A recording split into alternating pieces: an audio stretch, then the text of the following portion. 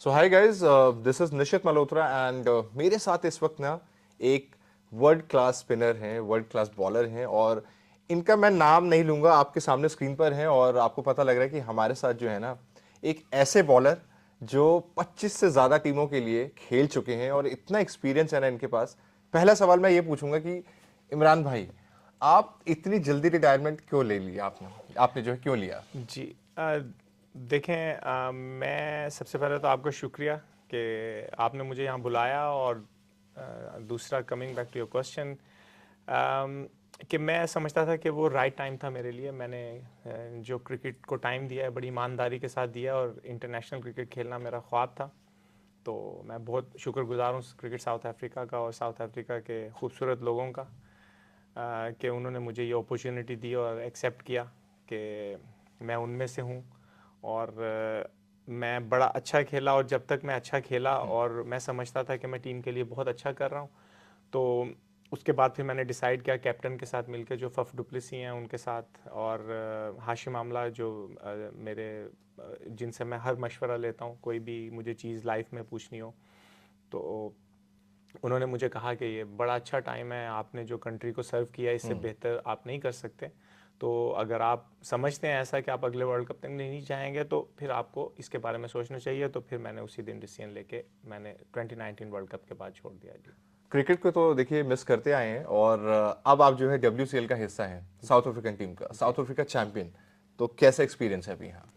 देखें, एक्सपीरियंस तो बहुत अच्छा है। पहले दिन हम बड़े जोश में थे और और होश में भी थे, लेकिन फिर 2-3 दिन के बाद सारे होश उड़ गए, क्योंकि एक तो क्रिकेट वैसी नहीं खेली और दूसरा हमारी आधी टीम इंजर्ड है। ओ।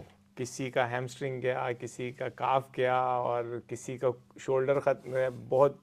तो जो 6 प्लेयर हैं, बल्कि हमने अभी 2-3 बच्चे बुलाए हैं अगले मैच के लिए जो ओह। खेलेंगे हमारे साथ। तो ये इतना अच्छा एक्सपीरियंस नहीं है। लेकिन देखें, सबसे पहले WCL का शुक्रिया, हमारी टीम ओनर और जिनको हम रिप्रेजेंट कर रहे हैं।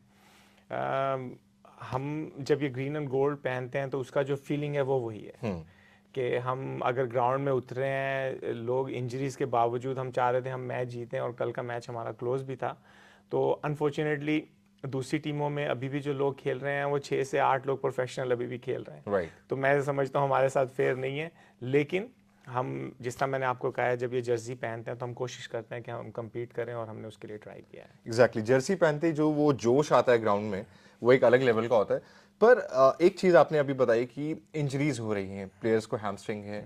मैं मेरा अगला सवाल इसी पे था कि अगर हम रिटायरमेंट ले लेते हैं एक फॉर्मेट से या पूरे क्रिकेट से, उसके बाद कम बैक करना फॉर फ्रेंचाइजी लीग्स कितना डिफिकल्ट है एक बॉलर के लिए?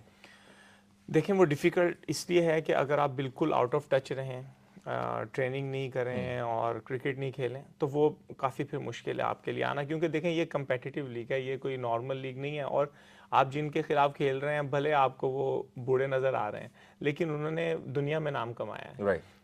तो शेर शिकार करना नहीं भूलता। तो और उसको पता है कि शिकार कैसे करना है। राइट। तो ये गेम की ब्यूटी इसी तरह है कि आप किसी को भी बॉलिंग कर रहे हैं या बैटिंग कर रहे हैं किसी के खिलाफ, वो यही चाहेगा कि आपको आउट करें या आपको छक्का मारे। तो मैं ये समझता हूँ कि आपका बस पैशन रहना चाहिए। और अगर आपका पैशन है उस तरह, तो फिर उसी तरह आप अपनी लुक आफ्टर भी करते हैं। तो मैं थोड़ा लकी इसलिए हूँ कि मैं अभी तक खेल रहा हूँ जो लीग क्रिकेट है। तो इस वजह से मैं कोशिश करता हूँ कि अगर मैं ग्राउंड में उतरूँ तो कम से कम कोई ये ना कहे कि मुझे कि यार इससे तो भागा भी नहीं जा रहा।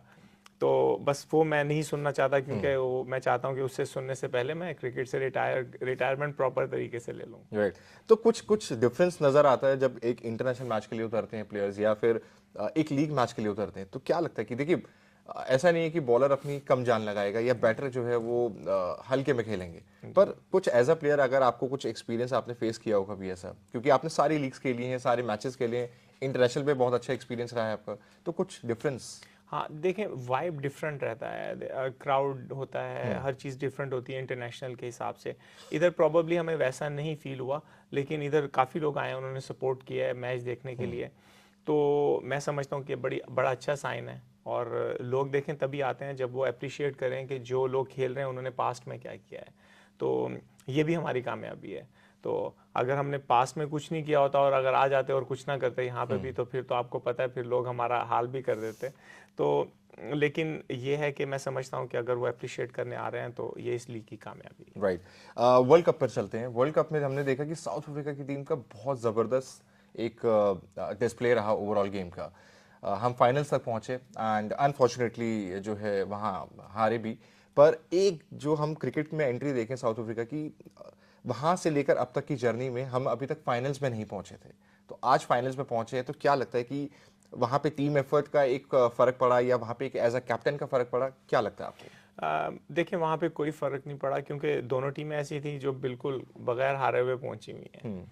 और एक ही मैच हारना, अनफॉर्चुनेटली एक टीम को हारना था। राइट। तो टीम वो जीती वहाँ पे।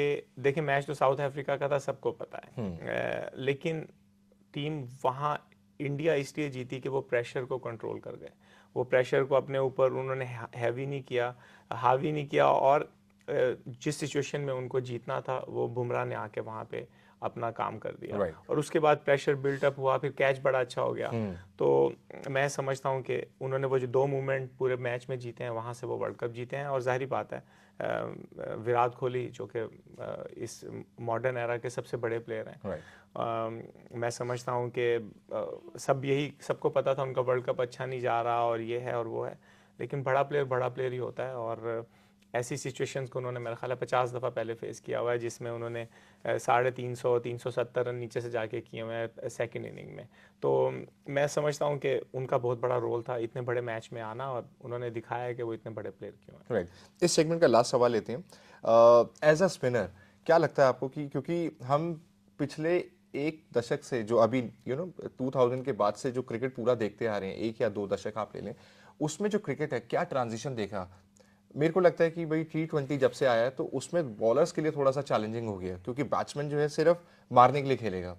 बॉलर्स के पास जो है वैरायटी होती है, पर पिच पर आते ही जो है ना रन्स का इतना बड़ा स्कोर कार्ड खड़ा हो जाता है कि बॉलर्स में उसकी एवरेज या इकोनॉमी रेट खराब हो जाती है। तो क्या लगता है कि स्पिनर्स या पेसर्स कितना आगे चल के जो है, कितना हमारा जो है आगे एक फ्यूचर दिखाई देता है आपको बॉलर्स का? देखिए बॉलर्स का तो फ्यूचर अभी भी कुछ नहीं है। तो लेकिन यह है कि मॉडर्न क्रिकेट ने बॉलर्स को ये सिखा दिया कि आपको आपका स्किल लेवल थोड़ा ऊपर रखना है। राइट।